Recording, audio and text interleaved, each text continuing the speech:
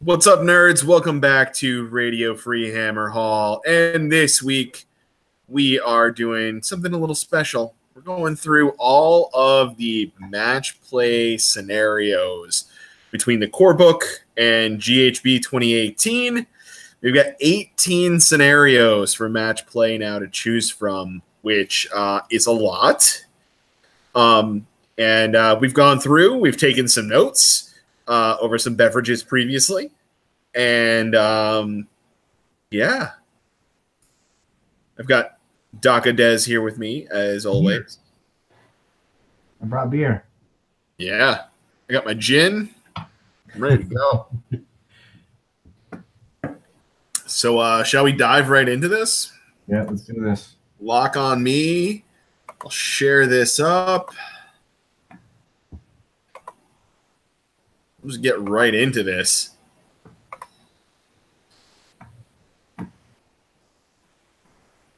There we go. Whoops. So, Blood and Glory is our first scenario. This is a standard horizontal deployment. You deploy 12 inches from your enemy territory. The game ends at the end of the third battle round if a player controls all 4 of the objectives, which are placed basically in the center of each quarter of the board. So yeah, pretty straightforward one. Yeah. Yep. Grabbing all the 4 of those points and holding them. Yeah. So worth noting here is that all of the scenarios now default to once you gain control of an objective, you can move off of it and still control it. Mm-hmm. So this really lends itself to like hold the objectives for a turn, then full court press across the board. Yep. Or just deep strike and screw with your opponent. Yep, movement is the name of the game. Yeah. I feel like this is one that deep strikes are really, really powerful. Coming in off the board edge. Yeah, isn't bad. Grave markers are going to be murder. Yeah. Depending. There's some smart placement of the grave markers. Because we place them right in the objectives, like maybe that's the initial thought. I'll put them right there, but if anybody has any models around that objective, which they're apt to do, I don't know. Yeah, I would think with grave markers, the play for this may be to keep them kind of like in the opposite cross of where the objectives are. So like 2 on the center line in both directions. Yeah. Just to give you room off of the objectives and some flexibility as to which directions you go in, and makes it a little bit harder for your opponent to deny you totally. Yep. You're still close. Yeah, this was a scenario from the original General's Handbook. Mm-hmm. Or not the original General's Handbook. Definitely played this one a few times. The interesting thing that plays out with this scenario is that it almost feels like it splits the game into 2 mini games. Like you have one thing going on one end of the board, and if you have 2 armies that are not super mobile, whatever's going on one side of the board may not impact what's going on the other side of the board. Right. So deployment is key. I think things that deep strike and teleport are really important because they'll throw off your opponent and make them make some bad deployment choices. And of course, since it's not until the end of the 3rd battle round, or actually it's at the end of the at the end of the 3rd battle round, which is interesting because there are some other scenarios that it's like what is it, knife to the heart, and the other one that's like that, take and hold. is very much like you can do it at the end of your turn during the third battle round. So if you have an advantage to go second in the third battle round. So it's just an interesting note on that one. Any other thoughts on this particular scenario? Nope, because no, none for me. They're all pretty similar. Yeah.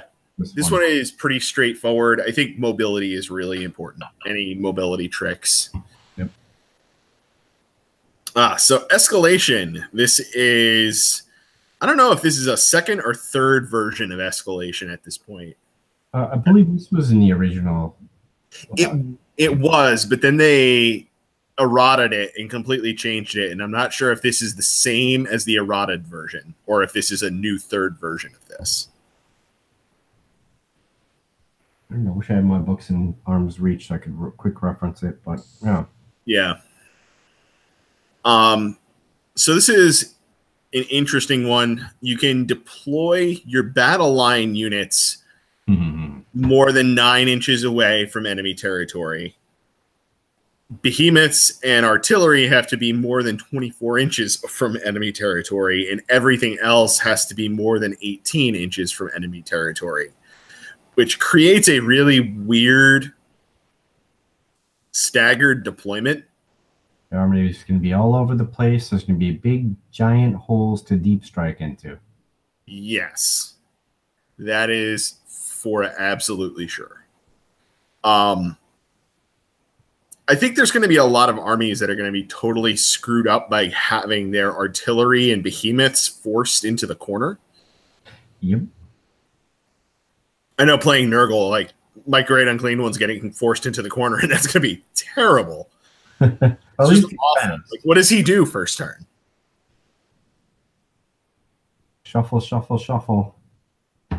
Make that nice sound. Yeah, I mean, I would have to. I think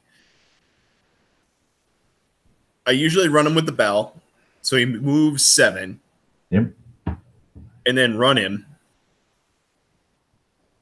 Yeah. And then he might be within 7 inches of like 1 or 2 units of like Blake Kings at that point to get them to have a little bit more hustle. Wonder if this might be one of those games you'd want to go second with Nurgle. Yeah, it might be. Because then they're rushing for the objectives, and then you get they're a little bit closer to you, so maybe you can get some charges off. Yeah, I don't know. It's weird. Yeah. So this is a point scoring scenario. So controlling the objective at the end of the turn, you score 1 point for each objective you hold, starting after the second battle round. So first battle round, no points. Just getting into position. Yes. Which is very, very interesting.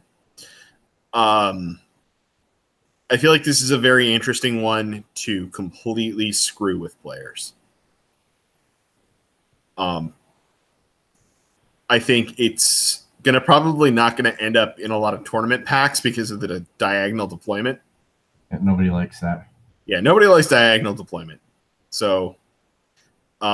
yeah, I think what my strategy on this one, I think, would be to go hard after 2 of the objectives and basically abandon one of them. Yep. And just hope to score more points across the 2 objectives than my opponent can on hopefully they'll spread themselves thinner. Yeah, that's usually my plan too. If it looks like I'm going to get spread thin, I'll just go for half the board and whatever. Yeah. This gives an interesting advantage to armies where like everything is battle line. Yeah. Like Free Guild, like everything's 9 inches from enemy territory. Like literally everything except I think Outriders and Pistoliers. Yeah. Crazy times. Yeah, AOS coach is out there and he's saying just because you can deploy close doesn't mean you should, and don't sacrifice synergy for movement, which is 100%. I definitely agree. Um, there's a difference between can and should, and that is like my mantra for life. Like, just because you can do something doesn't mean it's a good idea. Yeah. So, any other thoughts on this one? The hate diagonal deployment, and that's it. Yeah. Focus on half the board, and you should be okay. Border War. Border War. This is probably out of the 18 in my top 5. Yep. Played this a ton. Yeah. Played this a lot. I feel like this is just a good, good strategy wins this scenario. I think thinking your opponent. You need to remember that I didn't really think about the first few times I played it was you have to be careful about being too aggressive, because if you don't guard your own objective, somebody's going to take advantage of that. Yes. If you don't adequately guard your own objective, you can be pretty screwed. Yep. And if you too aggressively go after objectives, I mean, I think this is another one where it's like sometimes it's best to just kind of ignore one of the objectives and really go hard after like one side of the board and try and maybe get across to your opponent's objective. Depends on the army, because I have this bad habit of liking to play like horde armies, so I would definitely try to keep everything right in the middle and jump up and grab those 2 objectives. Just have so many models around that it's, you know, makes it relatively easy, then make that big push up towards the center. Yeah. I think low model count armies are definitely going to struggle with this mission. Yep. And again, with like what it kind of makes your opponent want to do, it gives you a lot of opportunity to like deep strike behind their lines and like go after their objective from the back really hard. Yep. And that'll often take pressure off of those other 2 objectives in the center and let you control those more easily. Yeah, you can even do well just concentrating on those 2, holding those 2. You're playing or just like just basically like move up and just hold the middle of the board. Yep. Just hold on tight. 3 places of power. This is another really good one. So this is one of the ones where you score points only with heroes. Yep. And there's 3 different objectives that you can hold. I feel like this is one of those scenarios that really screws certain armies. Yeah. Like there's some armies that just like basically can't win this because they just like have frail heroes or they have like all 5 wound heroes. Yep, with a 4+ save. Yeah. And then those armies that have like a hero riding a monster, like or a hero that is a monster, they just really can take advantage of this. Yep. Big time.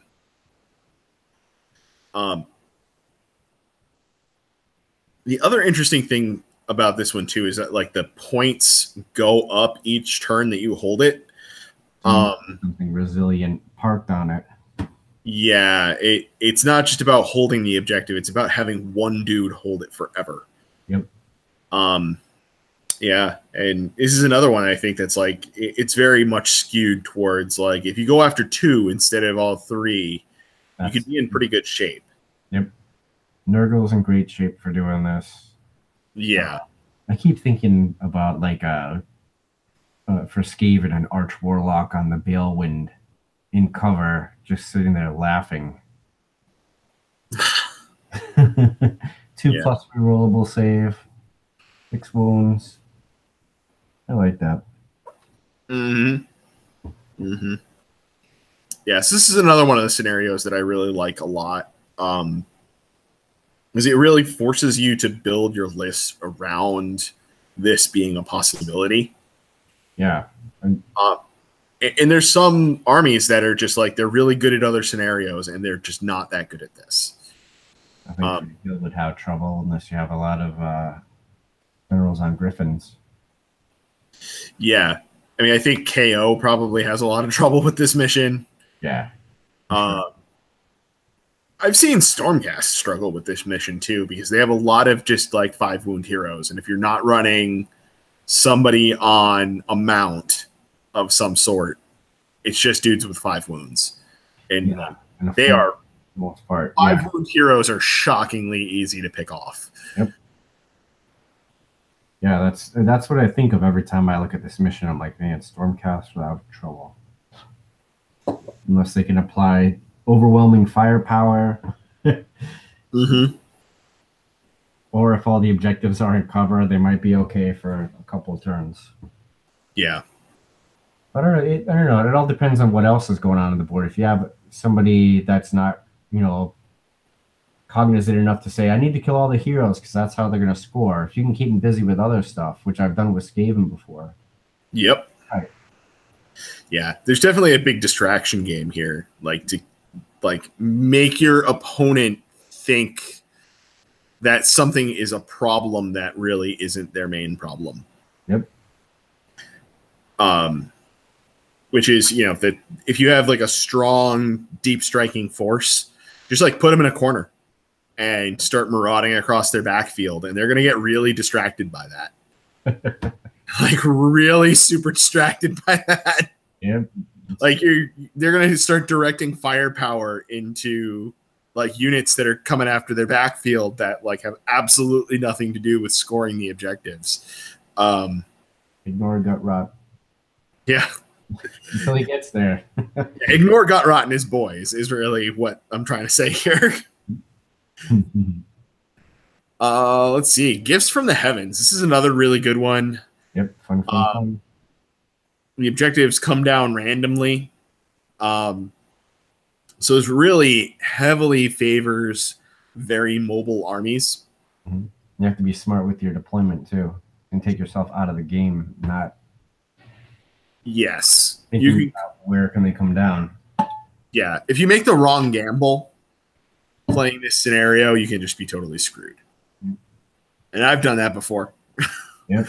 I've been stranded with like, a quarter of my army that's like movement 5 on the wrong end of the board when both of the objectives come down to the other end.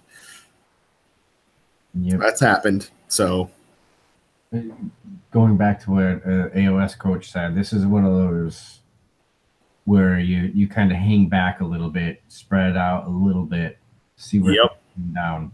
Like where the 2 lines in the middle are of the deployment zone are probably the best place to put most of your army.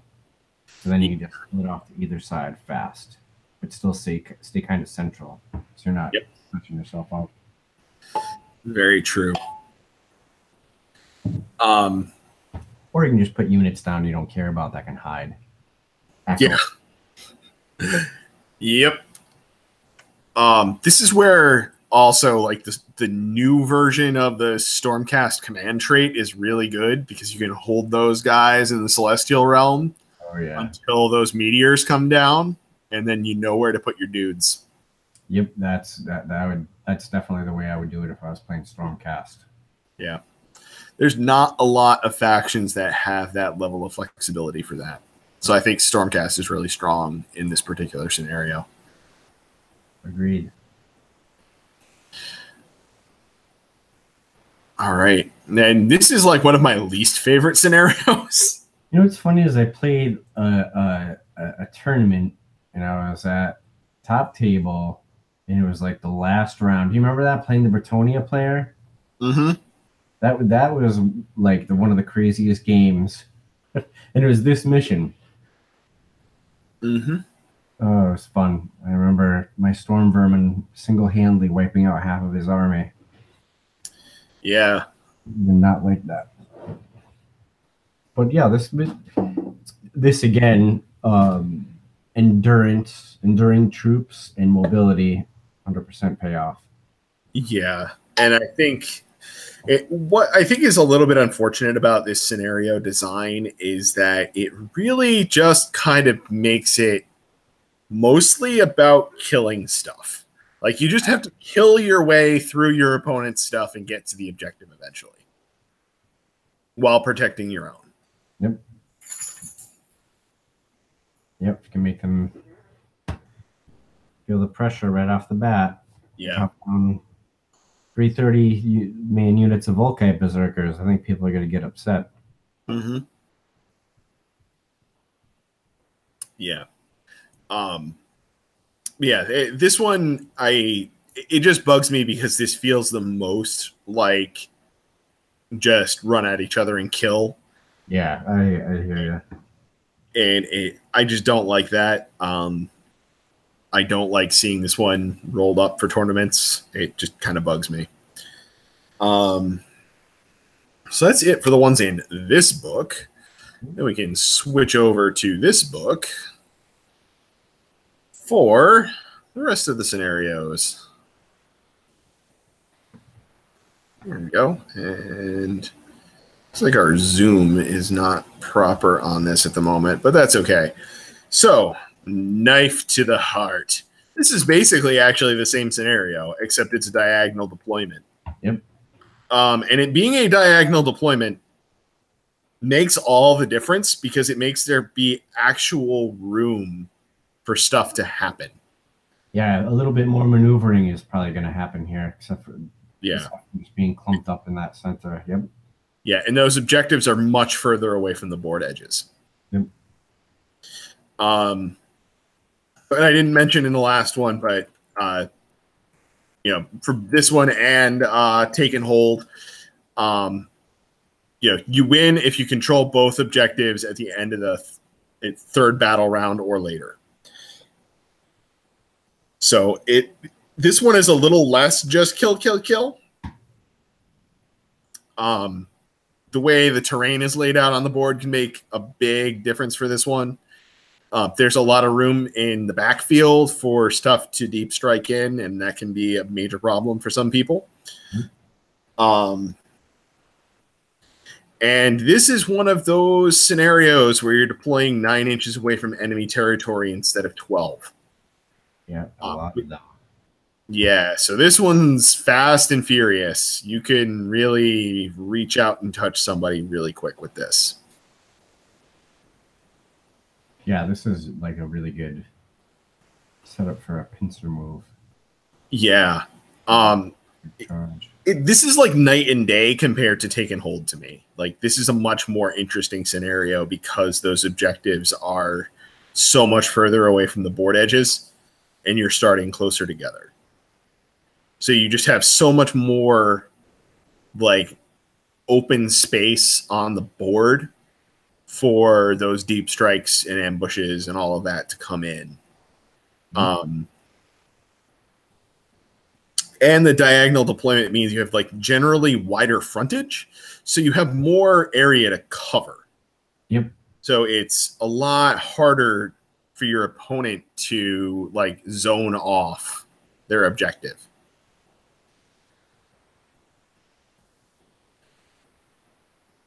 Any other thoughts on this one? No, that was about it. Covered. Yeah. Total Conquest. This is another 9-inch deployment scenario, although this is the one with the wacky map. Nobody wants to play algebra. Yeah, like, oi. Like, leave this one in geometry class, kids. So this is, you score a point for holding the objectives. So in a lot of ways, this is very similar to Border War. Border War, and has some similarity to Escalation as well. Yeah. More so to Escalation, just because all of the objectives are basically worth the same. It's just worth an extra point if your opponent controlled the objective on the previous turn. So you're getting an extra point whenever you take over an objective that your opponent previously had. So makes it interesting for like the back and forth. Right. Earlier the better. Yeah. I feel like horde armies are definitely really strong on this particular scenario. Yeah. You can just let your opponent go first and grab those objectives and then overwhelm them. But like this weird, bizarre deployment. Like I don't understand why this isn't just diagonal. Yeah, I truly don't understand why this is not diagonal. Yeah, I don't even like looking at deployments like this. Pass. Yep, hard pass. Not going in my tournament pack ever. Duality of Death. So this is basically the same thing as 3 Places of Power, except it's 2 objectives instead of 1. Yep. Which makes for an interesting strategy difference on this one. I feel like the way I always try and play this scenario is go hard after one of the objectives and then try and kill my opponent's hero that's holding the other one. Yep, that's pretty much what I do too. Yeah. Overwhelmingly grab one and then try and kill off the other one. Yep. And this is interesting too because it has this weird like restrictive deployment where you not only have to be 12 inches away from enemy territory, you have to be 12 inches away from the left and right board edge as well. So you have a really tight deployment zone. Yep, everything hordes right into the middle. Yep. Yeah, it leaves a lot of space for, Stormcast to drop in and Deepkin to drop in and, anybody that has any sort of ambushing or deep striking ability, they just have space for days thanks to the way this is designed. Yeah, it can be pretty mobile, crazy, yet most of your forces are going to be right in the center. Yep. Fighting. Yeah. This one can make for some interesting games. I know you and I have had very interesting games on this one. Yep. And I feel like sometimes you're almost like playing for the tie too. Yeah. Yeah. So, Yep. yeah, interesting. I think I like 3 Places of Power better than this one. Yeah, there used to be healing and stuff in this one. Yeah, and there's not anymore. And it's Hero or Behemoth. Yeah, which I do like that. Yeah. The or Behemoth makes it interesting. But a lot of Behemoths are also heroes, so... Well, this is something that you could, like, KO could be in the game if they have a few ships. Yeah, they can just airdrop a ship on there and just pray a lot. or airdrop the ship in and bubble wrap it with dudes. Yep. Yep, KO is a horde army for some reason. Yeah, for some dumb reason, the Sky Pirates are a horde army.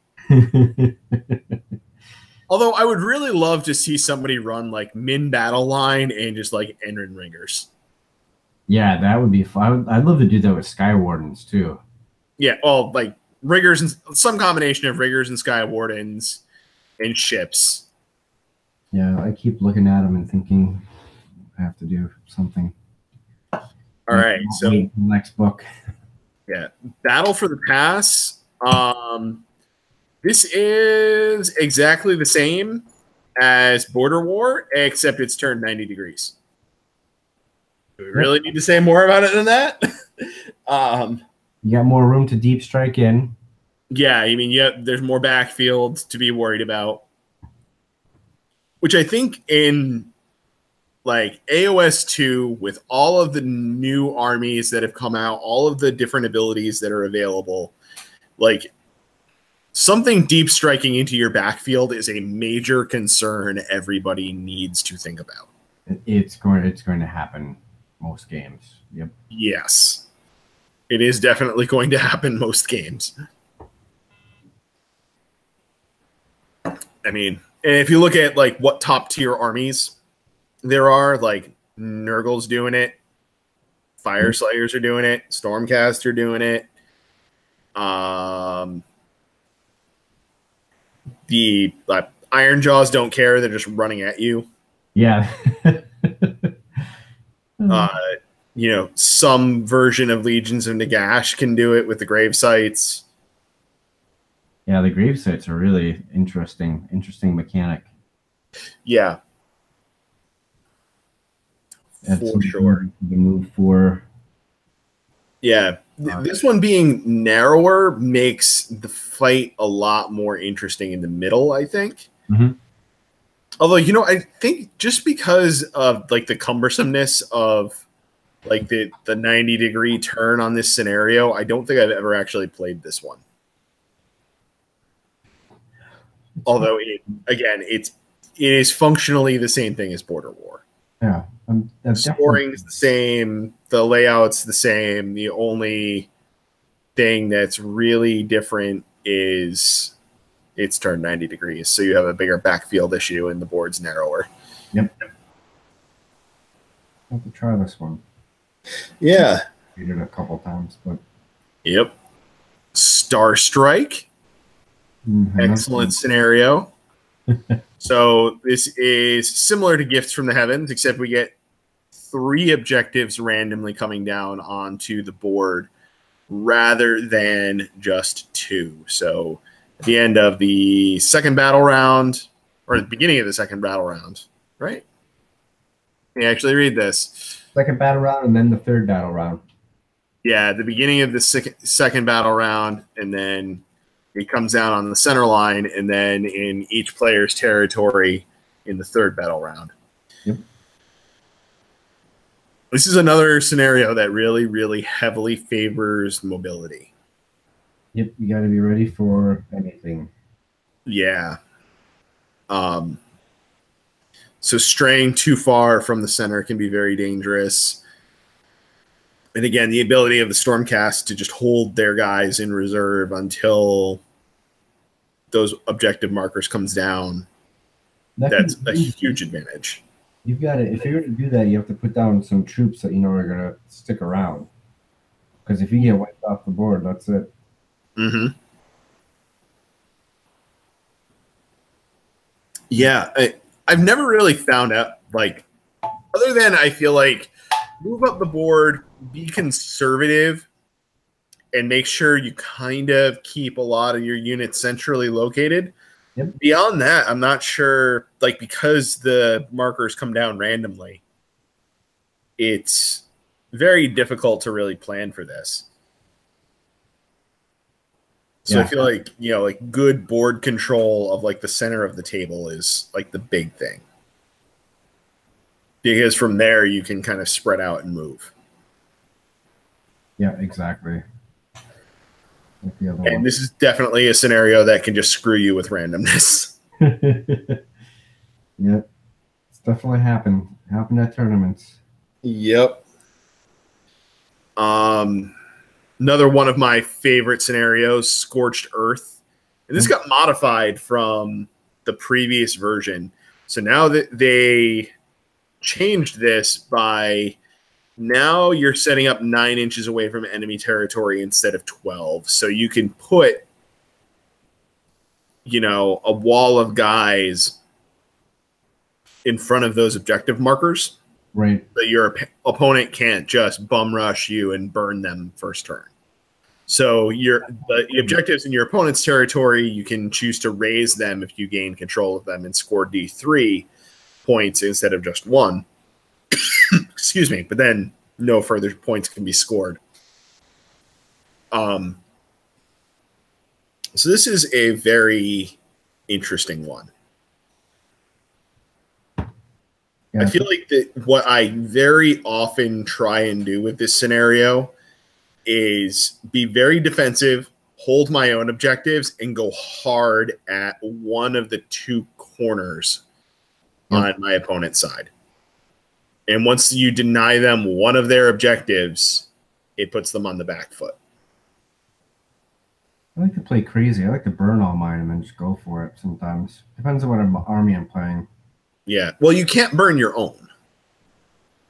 Oh, that's the other one. Yeah. Yep, that is the other fun one that we will be coming up on soon. Yeah, I think in this one, depending on what I was playing and what I was playing against, I might just cap them and then leave. Mm-hmm. Just put pressure on the whole other half of the board if possible. Depends on what I'm playing. Yeah. think that's how I do it with Fire Slayers, I think. Yeah. Stupid Fire Slayers. All right. And where are we? Total Commitment. So this is a really interesting scenario. This is another one that is deploying 9 inches from enemy territory. So a nice close deployment. But there are no reserves. So there are no deep strikes. There's no ambushing. Funny enough, grave sites still technically work. Because you can deploy your guys in the grave, and then they're slain, and then you can revive them. Yeah. So, like, although technically you can't put anything in reserve, well, you can put stuff in reserve and it's slain. Yep. It lets Nagash be the only army that still has deep strike capabilities. Yep. Stupid Nagash. Yeah. And this is another scenario similar to oh geez, what was the other one? Blood and Glory, where this like splits up into 2 games. Yep. Yes, his objectives are all so far apart. Nobody's meeting in the center to fight. Yeah.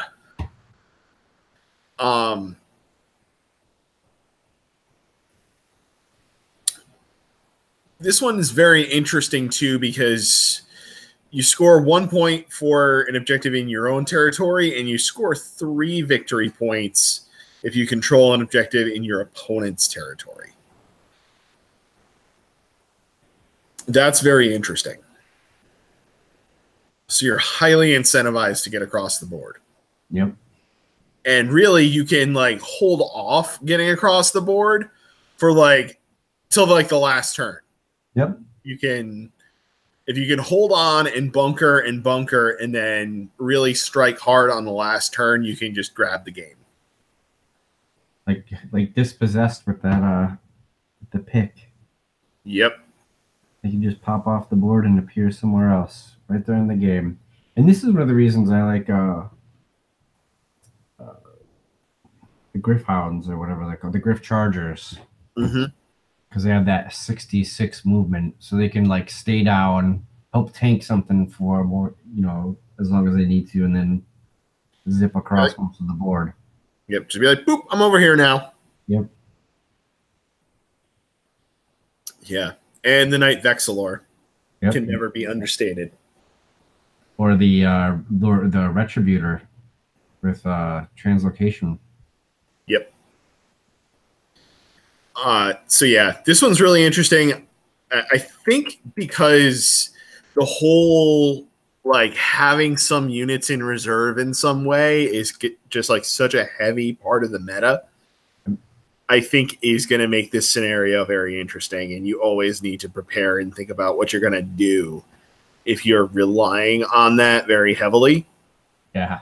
I hope it pops up. It's fun. I think that's one of the things, like Rune Smiters are pretty powerful with their tunneling ability, but they're still awesome because they let you reroll wounds too, so it's not wasted points if you take them. Yeah. And Gutrot Spume, similarly, like he's just a solid combat hero on his own. Yep. So it's like, okay, I got a 140-point hero that's just going to go kill things now. Yep, exactly. Yeah. He's a lot better than people give him credit for, too, like on his own. You just like can shut your opponent down. Yeah, I don't like that. Yeah. It's fun. I like it. One of my favorites. Yep. So, focal points. This is another one of the new scenarios. And you score different amounts of victory points depending on which combinations of objectives you hold. So there's 5 objectives. And so the odd number objectives are on like the front and back. The even numbers are left and right.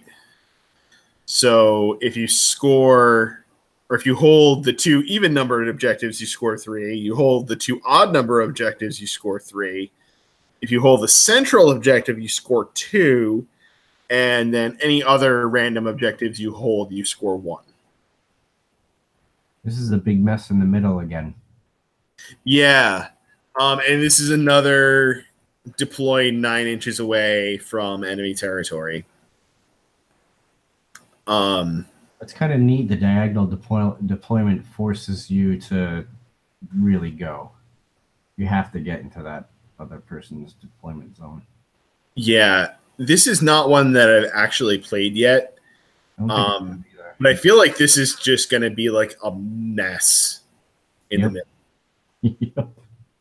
That's my impression as well. Yeah, it almost seems valuable to just like off of like turn 1 if you're mobile enough to get to one of your opponent's objectives to just like pick, say, I'm going to go for objective 4 if I'm player B, right? Mm-hmm. And hold on to objective 2 and 3 and just shoot for 4 and ignore 1 and the central. So that way I'm scoring 4, my opponent's scoring 3, and I'm good.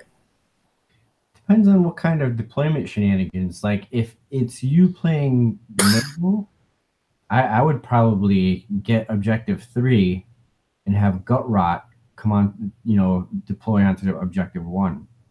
Mm-hmm. You're holding 2 of the opposite ones. You know what I mean? That would be the way I would do it if I was playing your army. Yeah. And of course, this is really encouraging you to be towards the center of the board. So deep striking into the backfield is going to be a major problem. Yep. Going to be a thing you need to worry about. Yep. You're going to have some fire slayers popping up in some unfortunate places. If there's room. You do not want like a unit of 30 Volkites randomly behind you. So the interesting thing that I've noticed is that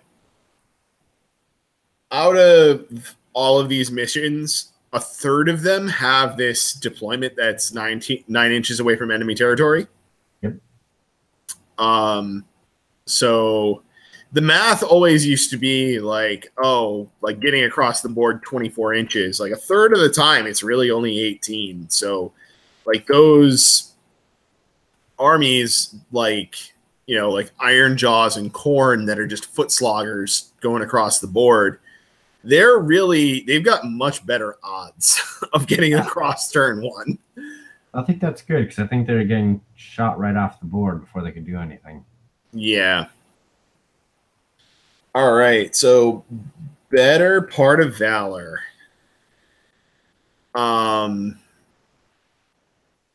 This one is really interesting. Similar to oh geez, I'm blanking on the name. Scorched Earth. Scorched Earth. This is all about raising objectives, except you can raise your own objectives. Yep, it's crazy. And you only score when you raise an objective.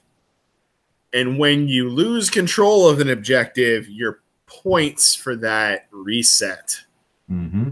So every turn is a gamble. Am I going to hold this for another battle round? Yeah, that's exactly it. This is the scenario that should be in every tournament pack, I think. I think this is the number 1 skill testing scenario out of all 18. 100% agree. I have not figured out the combination to play this correctly yet. I feel like there's a lot of situations where it's just going to be like... There's no win button in this. You have to adapt to what your opponent's doing. Yeah. Like there is no just like, oh, you just do this. Mm-hmm. Because you could just get screwed. Mm-hmm.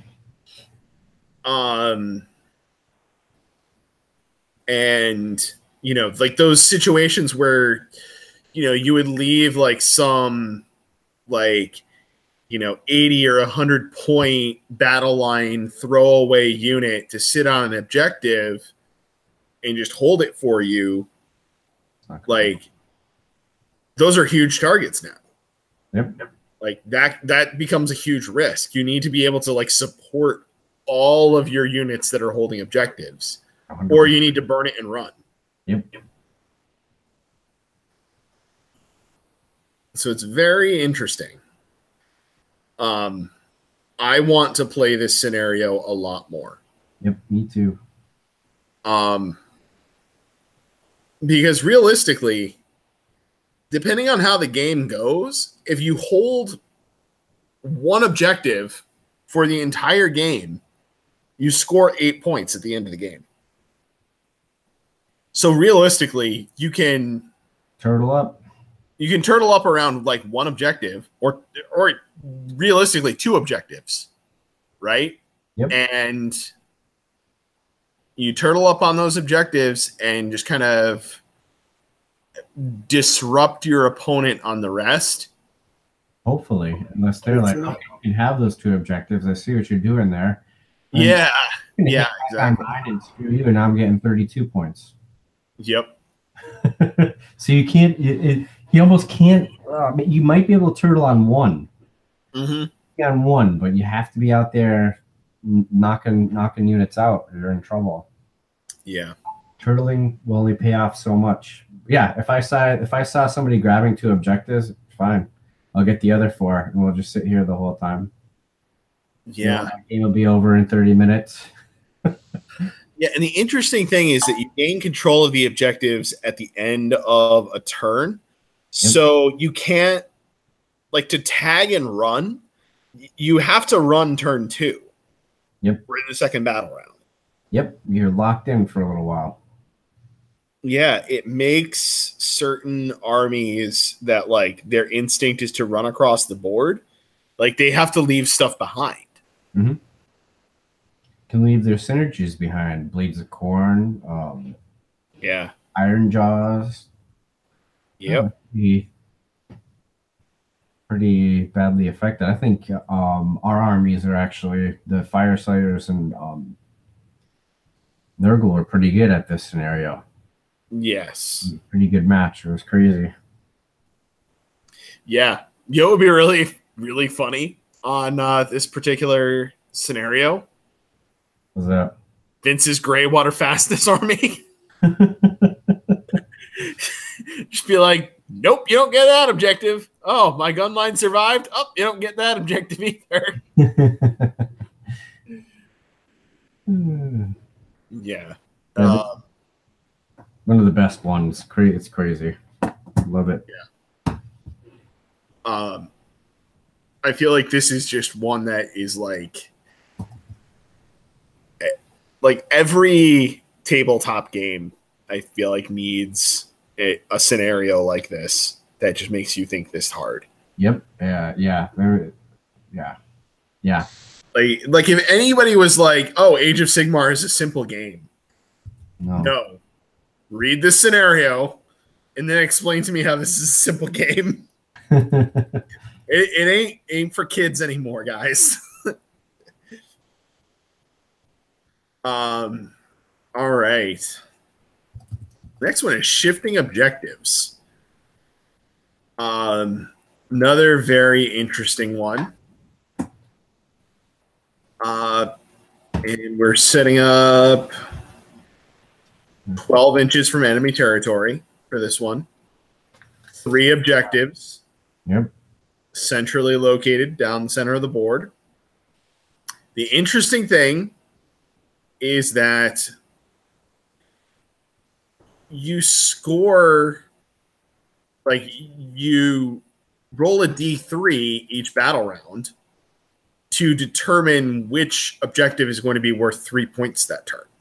Yep. So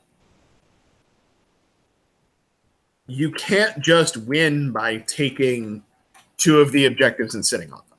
Yeah, you need all 3. Luckily, it's the short way of the board. I think knowing my list and playing Fire Slayers, I think I would be able to do that pretty easily. I would be on top of those objectives turn one. That'd be it. Yeah. Yep. I would just sit there and everything would bounce off of them, maybe. Well, with my dice rolling, I would just sit there and I'd have 2 gone units. Yeah. Yep. Oh, there they all go. Yeah.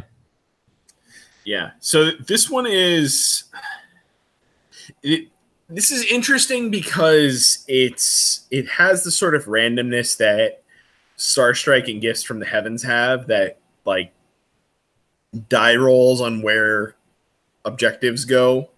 Yep. Can heavily influence it, and you have to be able to plan for the randomness. You have to be able to hold all 3 objectives. Yes. Or be mobile enough that you can respond. Yeah. What bugs me about this mission, though, I feel like this is going to tend towards run across the board and fight. Iron Jaws, Fire Slayers, Murder Host. Yeah. Like armies that just run across the board and get in your face, like top of turn 1, I think are really going to do very, very well at this scenario. Yep.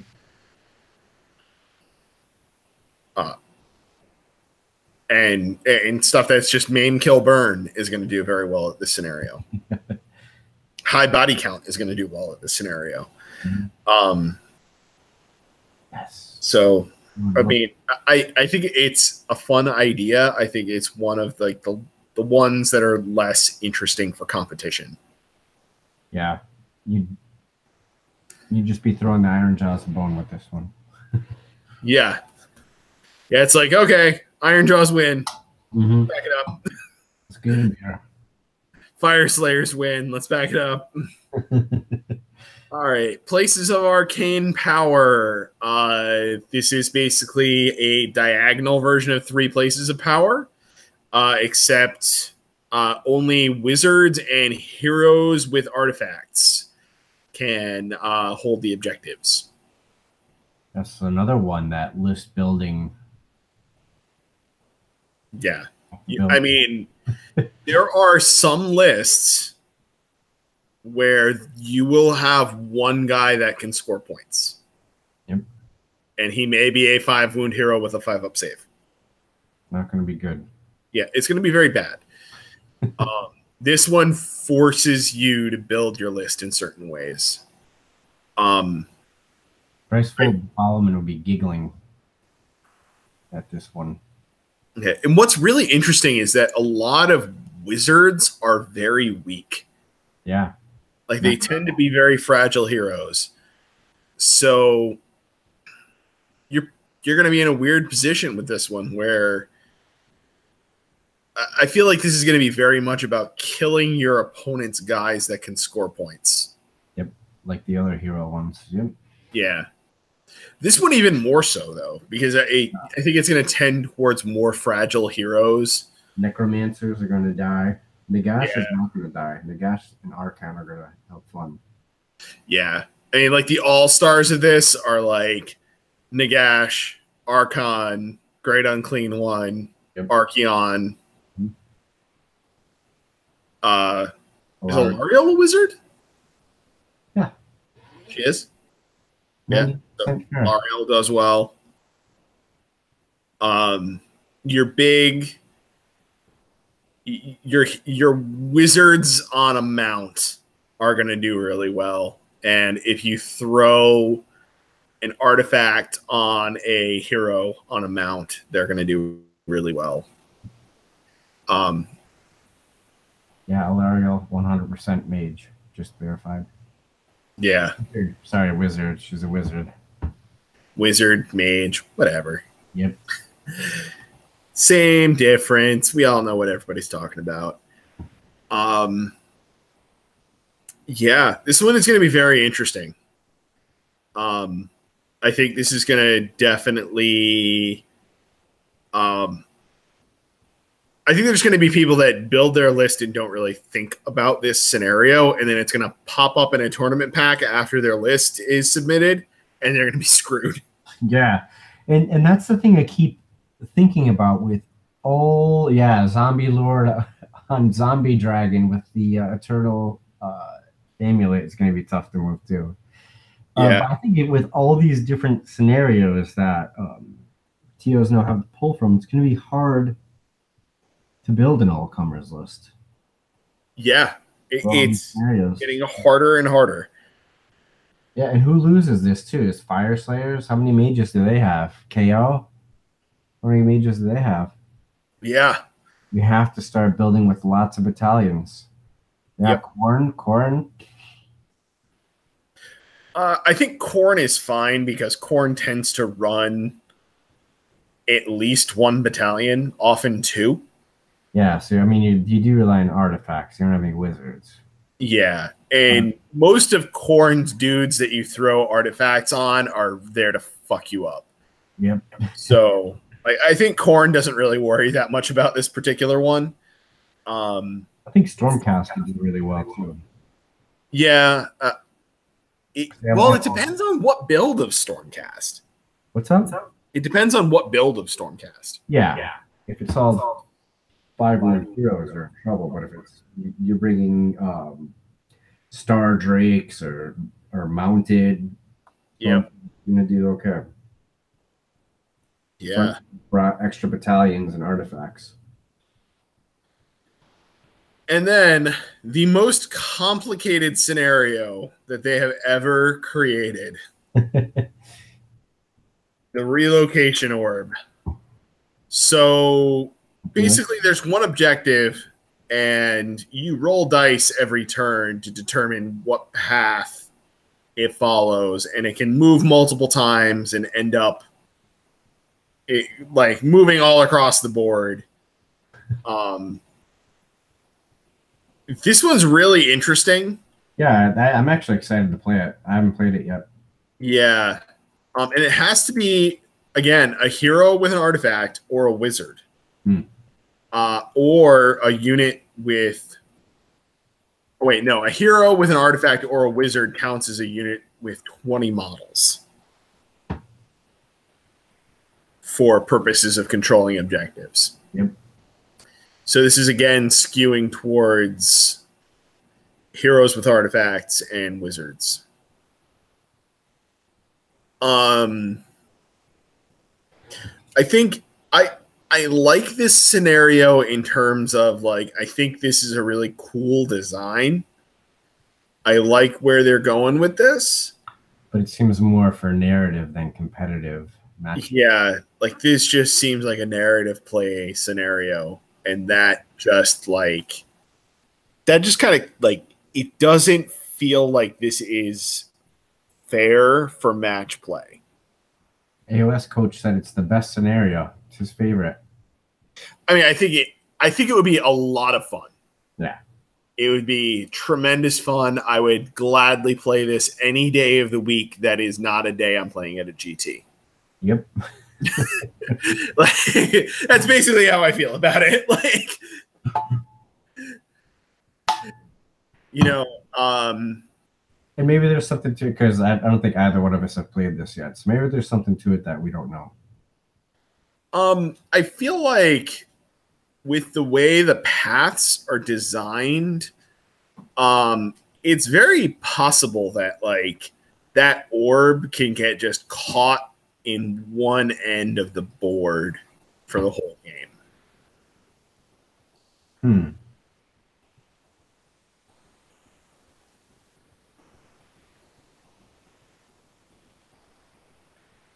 I'm just kind of examining the paths now. Yeah. And so its first move is going to move, basically either left or right, like on the diagonal. And then from there, it moves horizontally left or right. But like, if it moves toward like the far corners of the board, it can end up getting caught in a loop. Hmm. In fact, like I feel like I need to run the actual math on this, but I feel like the odds are actually fairly high of once this, like whatever direction this goes in on the first turn, like I feel like that's just going to be the half of the board that it's in for likely the whole game. Yeah, I see what you mean. What you mean? AOS coach loves it. Yeah, I did read that. If you roll a 1 or a 6, it moves twice. Yeah, like you can just keep moving. Get it out of being clogged somewhere. But if you think of it, just average die roll a 3. Yep. But AOS coach says it shows true flexibility in preparing for the randomness, and he's played it 3 times. And he has it built in for the Sydney GT. I think it's a scenario that definitely is going to favor somebody that's going to be able to spread out and be very be very mobile. I do not know how to prepare for this. Like with any list that like I would run with like my current forces, like I just don't know what I would really do. I think with my Nurgle list, what I think I would probably do is not deep strike gut rot spume. Yeah, put them right in the front, in the middle. Yeah, this is another thing where everybody just could be in the middle. Yeah. When does the first move happen? End of each battle round. Yeah, it's the end of each battle round. So if you're running like any deep striking guys that have to commit turn 1, you don't know where this objective is going to go. So you can end up committing to one side of the board, and then the orb can just be on the other end of the board like the whole game. Yeah. And so I feel like it's like a trap to a certain extent to like be deep striking guys. I would just flood the board. Yeah. Just deploy them all normally and flood it. Yep. Or if you have an army like Fire Slayers or Stormcast, you can just flood the middle with your deep strikes. Yeah, that too. It's probably clear. Yeah. So I really like this scenario. I feel like it's I don't know. I feel like it's going to be I feel like it's awesome for narrative play. It's awesome for like Garage Hammer casual play. I don't know what I would do about this at a GT. I really don't. And I'm not sure that this is like for any GT, I'm very there's always that discussion about like, not liking random elements in the game for competitive play.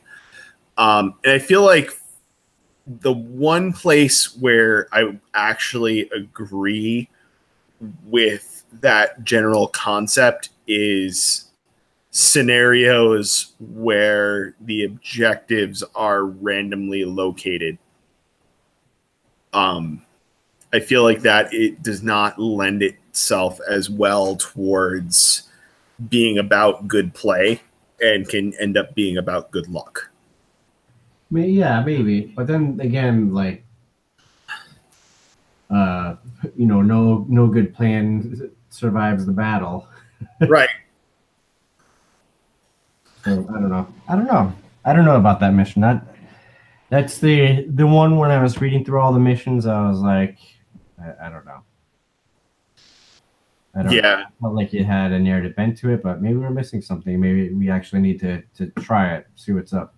Yeah, I just haven't had a chance to play it yet. Yeah. It's been summertime since Age of Sigmar 2 has come out. Both have families, both had vacations going on. It's been tough for. And realistically, like this book has been out for like less than 2 months. So, So, I mean, I think the big takeaways that I really have from going through all the scenarios in terms of like list building, right? You need a lot of mobility. Yep. Things that deep strike are incredibly powerful. You want heroes with artifacts. You want wizards that are durable. You want heroes in general that are durable. Yep. I think I've got some stupid ideas for that. Some really stupid idea. I don't know. I've just been sort of thinking about the Stormcast a lot. And they're tough to make a list for, I think. I don't know. They're getting so swollen in their book. Yep. It's like, I don't even know where to start. And I feel like, for me personally, like I'm kind of relegating them. Like, I've been debating like selling the army, and now I'm like, you know what I'm going to do? I'm going to keep these guys around for fun games. Yep. Because I think I can do some interesting things with them that are fun. That are just like not really competitive. Yeah, I don't know. I don't know how to tune them up yet. I'll figure it out. Yeah. I think right now, I think they're suffering from a problem where like a lot of the stuff in the Sacrosanct Chamber is just like strictly better than a lot of the previous stuff. 100. Maybe not strictly better, but like mostly better. Mm-hmm. Yeah. Lord Exorcist. Yeah. Like some of the stuff is just really, really good. Secretors, like nobody's going to take Liberators again. Why would you bother? Evocators. I mean, I think unless you consider taking a Lord Arcanum to be a tax. Yeah, he's not. Yeah, and that's the thing. But you have to take him as your general, and then maybe that changes your math. Maybe I'm still okay with it. Yeah, I like the Toro. I'm not saying you wouldn't be. I don't know. I just want to go have fun with Stormcast and play like dumb lists with like Hammers of Sigmar and Gavriel and throwing stuff into my opponent turn one and breaking out the Polo team. And yeah, I think about that too. They talked about that on Warhammer Weekly, like just busting out the dumb fun lists. It's got me thinking about Skaven too a lot. That's why I love Skaven. Yeah. It's got like I've actually been thinking a lot about Khorne recently. Mm-hmm. And thinking about like all of the different things that we kind of are suspecting the meta, like the direction the meta game is heading in. And I feel like Khorne mortals have a really good counter meta game plan. Like if shooting is really not a thing, then Khorne doesn't have a lot to worry about. And I keep hearing that, and now I'm like, oh yeah, I want to make shooting a thing. Yeah, and then on the flip side, it's like, okay, then if everybody assumes shooting's not a thing, then I'm going to break out my free guild and like 80 handgunners, and we're going to talk about how shooting really is still good. Or, you know, break out KO, because everybody's like signing the death warrant for KO, and I don't think they're bad. They've gotten powered down. Yeah. But like you took like an S tier army and you powered them down a little bit. I think they're still okay. I think you powered them down a lot. I don't know. I don't know. Yeah, I mean, I think your target choice gets different. Like you don't snipe out heroes. That's fine. Yep. Things are much more susceptible to battle shock when inspiring presence isn't as much of a thing. That's the other thing that I keep thinking about too. You have to have all those command points for inspiring presence, and only lasts for that one round of battle shock. Yeah. I don't know. And you know what's really good for screwing with your opponent's battle shock? Sprinkling a little bit of shooting all around the board. Yep. And I think that's another thing that, and I think I talked about this right at the beginning, that I think bravery bombs can be a thing. They could be. They really could be. Because then you're burning all your command points to have units stick around that you would have been using for your power moves. Yep. And you know who can bravery bomb? Slanesh? Corn? Yeah, Corn can bravery bomb. Yep. Yeah, you know, Korgorats, each, like if you take Korgorats as singletons, like each one is like -1 to every enemy unit within 6 inches or something like that. Does it stack? I'm pretty sure it does. Oh, God. Korgorats are like 80 points, 100 points maybe. No, they're not bad. Yeah. And there's a battalion you can take them in to give them +3 attacks too. Nope. Yeah, that sounds pretty good. Yeah, that sounds like a fun plan. I like that plan. I like making units explode with battle shock. I do too. I don't like it when it happens to me. I think you did that to me the other day. Yep, you did a lot. Yeah, I did. Yeah. Yeah, low bravery's a bitch. Yep. Lunchtime. Enjoy your lunch, AOS coach. We'll see you later. Yeah. Way to be on the wrong side of the planet. Jeez. Eating lunch. Unbelievable. Bureau clock. Yeah. Yeah, I think these scenarios make, I think people have been discounting some armies that should not be getting discounted. Yeah. Yeah. Well, you might be right. I don't know. I know you're right, but I just don't know precisely. I have to wait for the summer to be over so I can think again. Catch up on some sleep and see what happens. Once kids are back in school, we'll be good. Yep. Yeah. So, what do you think is actually going to be getting picked for GT scenarios? What do you think the trend is going to be? I think it's interesting that AOS coach said Relocation Orb, because that'd be the last one I would pick. Yeah. I wouldn't pick shifting you. Better part of Valor, 100%. Yeah. I feel like Total Commitment is one I would want to throw in there. Absolutely. Just to mess with people. Focal points might be fun too. I think that's a fun one because that's a lot of positioning and you have to get it right. It's not going to be too hard to read what your opponent's trying to do. It's going to be a real fight to do what you want. Scorched Earth is always fun. Yep. Scorched Earth is still one of my favorites. Places of Arcane Power is interesting. Yeah, I do like that one. Yeah. It's one of the few diagonal deploys that I like. I think it's really, really interesting that a full third of the scenarios have deployment 9 inches away from enemy territory. Yeah. It feels like they're trying to do something with doing that. Now. Hurry up and fight.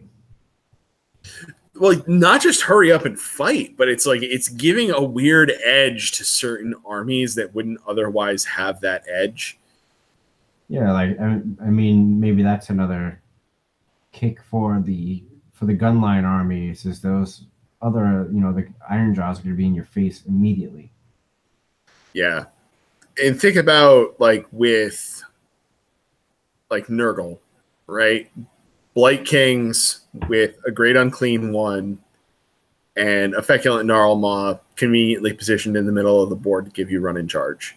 Mm-hmm. So they're moving 7 plus a run. So average is 3. So they're moving 10, and then they all have an 8-inch charge at +1. And you can always reroll that charge too. Or force that run to be a 6 automatically. lower the percentage on the dice that you even need to get. Yep, that's a math hammer video that I need to do. Yep. When you can run and charge, when do you go with the reroll and when do you go with that to double? Yeah, I mean, in that scenario, if you end up 8 inches away with an average of 3, you're probably better off just burning it, getting 6, and then you got a 5-inch charge, which you're gonna make.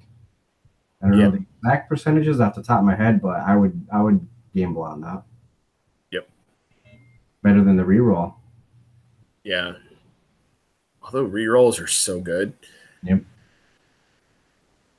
Yeah. No, I would. I don't know. I don't have the math done out in front of me, but I would take a straight up 5-inch charge over an 8-inch charge with a reroll any day of the week. Yeah. Napkin math. Napkin math. I've had a gin and tonic, so my brain is not mathing right now. So yeah, I mean, I really like the new scenarios a lot in general. Mm-hmm. I like the changes that they made to the old scenarios. I feel like all of the changes were really positive in general. Yeah, I agree.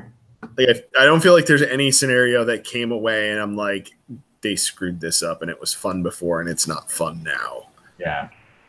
And what's, I mean, a lot of them are border war with a little, 90-degree, change for a lot of them. I don't know. There's only so many variations on a theme you can do, right? Like, I agree.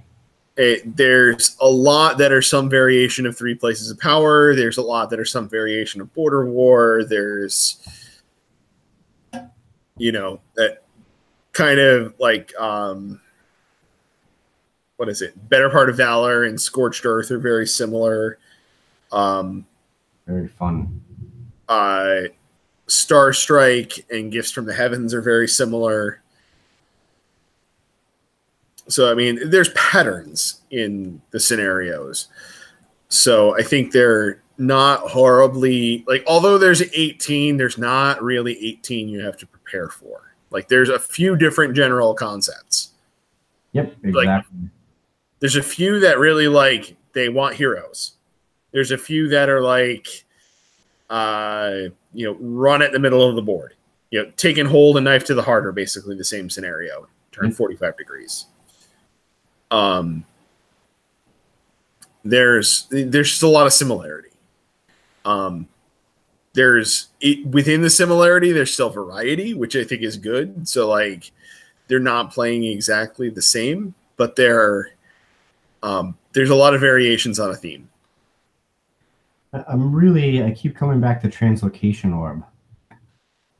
Really, like, there must be something to it. Yeah. Not seeing here. You know what?